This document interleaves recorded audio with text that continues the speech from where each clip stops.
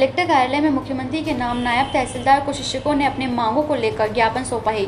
उनका कहना था कि राजस्थान से शादी कर मध्य प्रदेश की बहू बन गए हैं। 2 साल पूर्व शिक्षक की भर्ती को लेकर हमने आवेदन किया था, लेकिन हमारा जाति का प्रमुख प्रमाण पत्र पिता के नाम राजस्थान का बना हुआ है, जो कि मध्य प्रदेश सरकार नहीं मान रही है और हमें इस भर्ती प्रक्रिया से बाहर कर दिया गया है।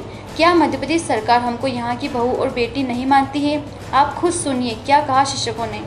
ये इस बात के लिए आए हैं कि हम मध्य प्रदेश में सीमावर्ती राज्यों के जो राज्य हैं वहाँ की बेटियां हैं और हमने मध्य प्रदेश में विवाह किया है। हमारा मूल निवास मध्य प्रदेश का बन चुका है, पर हमें जाति प्रमाण पत्र मध्य प्रदेश सरकार नहीं बना के देती है।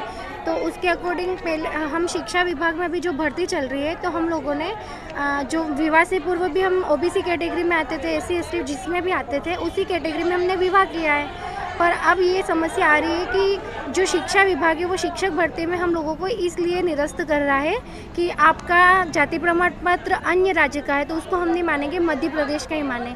पर मध्य प्रदेश में हम लोगों का जाति प्रमाण पत्र नहीं मान रहे, तो हमारा ये कहना है कि या तो हमें जाति प्रमाण पत्र बना के दो या उसी को इसमें मान्य करो और हमें हमारा फॉर्म निरस्त न करें खाली जाति प्रमाण पत्र के लिए। जबकि हमारे आरक्षण नहीं दिए जा रहा है हमको कि आपका जाति प्रमाण पत्र जिस राज्य का है वहीं आरक्षण मिलेगा, जबकि हमारा विवाह यहाँ पे हो गया है, मूल निवासी यहाँ का बन गया है, तो हमको वो राज्य भी आरक्षण नहीं दे रहा है कि आप मूल निवासी नहीं हो यहाँ के। आप मध्य प्रदेश के हम लोग मूल निवासी बन चुके हैं, पर हमको यहाँ पे भी आरक्षण नहीं दिया। वही तो हम पूछना चाहते हैं, कि फिर हमारा हक का है। फिर हम लोग यहाँ पे मूल रूप से स्थायी निवासी हो गए, हमारा विवाह हो गया, तो हम शादी के बाद लाइफ टाइम यही रहने वाला है। और हमारी जो भर्ती में जो रूल था उसमें ये लिखा गया था कि मूल निवासियों को ही आरक्षण दिया जाएगा, तो हम मूल निवासी तो यहीं के हुए ना। जी, हमारा मैटर ये है कि हम शिक्षक भर्ती में हमने एग्ज़ाम फाइट किया और फार्म फिल करा जब तो हमें ओबीसी कैटेगरी से एक्सेप्ट कर लिया गया है। बल्कि रिजल्ट आने के बाद, मेरिट लिस्ट में नाम आने के बाद हम जब DO ऑफिस कार्यालय में गए सत्यापन के लिए, तो हमें यह कहकर रिजेक्ट कर दिया गया है कि आप यहाँ के जाति के आधार पर आरक्षण नहीं पाओगे, क्योंकि जबकि हमारा मूल निवास हमारे यहाँ का बन चुका है और जाति प्रमाण पत्र पिता के आधार पे ही बनता है और उसी सेम कास्ट के आधार पे हमने यहाँ पर शादी की है। वो भी ओबीसी वर्ग में आते हैं, हमारा ससुराल पक्ष भी ओबीसी वर्ग में आता है। सेंट्रल गवर्नमेंट के आधार पे भी हम दोनों ही राज्यों में ओबीसी वर्ग के आते हैं, लेकिन फिर भी हमारे को आरक्षण नहीं दिया जा रहा है। जबकि PEB ने हमारा फॉर्म फिल कर लिया था, मेरिट लिस्ट में भी हमारा नाम आ गया।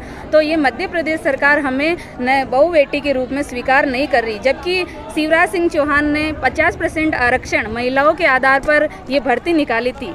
उस आरक्षण के आधार पर भी महिलाओं के साथ ये हो रहा है, अन्याय हो रहा है।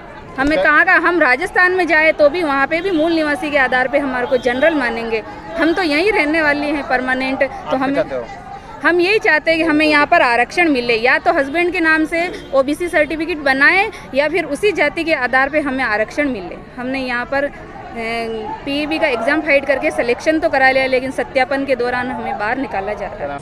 नीमच से दीपक खताबिया की रिपोर्ट।